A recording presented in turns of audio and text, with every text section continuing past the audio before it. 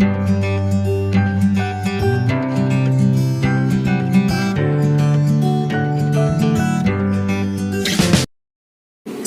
warahmatullahi wabarakatuh. Selamat siang semuanya.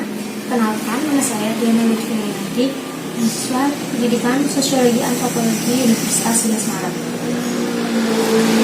Jadi pada video kali ini saya akan menjelaskan mengenai media pembelajaran tangible yang saya buat bernama ilustrasi. Nah, ilustrasi ini saya buat berasal dari modifikasi dari permainan ludo yang biasanya. Bedanya dengan permainan ludo pada biasanya, di ilustrasi ini lebih menekankan untuk bisa menjadi sebuah media pembelajaran sosiologi, materi, stratifikasi sosial.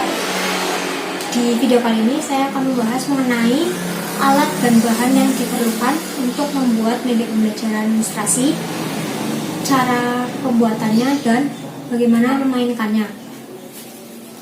Berikut adalah ulasan dari media pembelajaran tangible ilustrasi.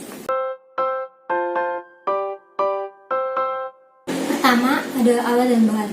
Alat dan bahan yang digunakan dalam media pembelajaran tangible ilustrasi adalah kertas manila berwarna putih, kertas manila berwarna merah, kuning, hijau, dan biru, spidol dan penggaris, gunting, double tip, dadu dan pion ludo, dan yang terakhir, print, gambar, animasi bertemakan stratifikasi sosial.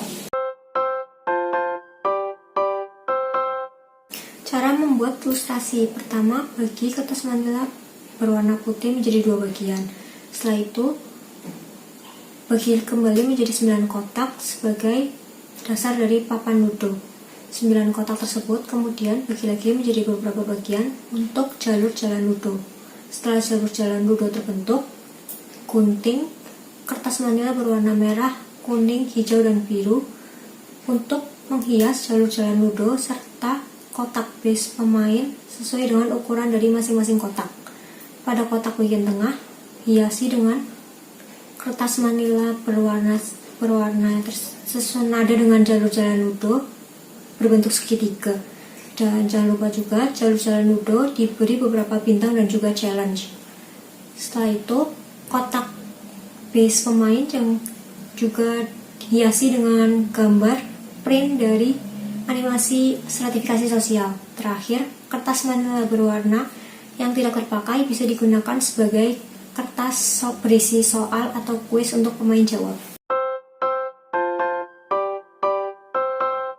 Cara bermain ilustrasi. Pertama, bagi siswa menjadi 4 kelompok dan masing-masing kelompok diharuskan untuk mengirim satu perwakilan untuk bermain ilustrasi.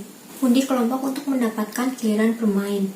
Permainan awal dimulai dengan masing-masing kelompok mengocok dadu sesuai dengan gilirannya masing-masing.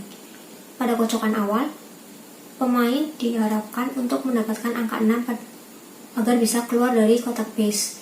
Diberi kesempatan sebanyak 3 kali bagi pemain untuk mendapatkan angka 6, dan apabila tetap tidak berhasil, maka pemain diharuskan untuk menjawab soal yang diberikan oleh moderator secara tepat agar bisa keluar dari kotak base. Setelah semua pemain mendapatkan gilirannya, tiap pemain mulai kembali untuk mengocok dadu dan menempati kotak sesuai dengan hasil dadu yang didapatkan. Bila ada pemain yang menempati kotak bergambar bintang, pemain tersebut harus menjawab soal yang sebelumnya sudah ia pilih secara acak.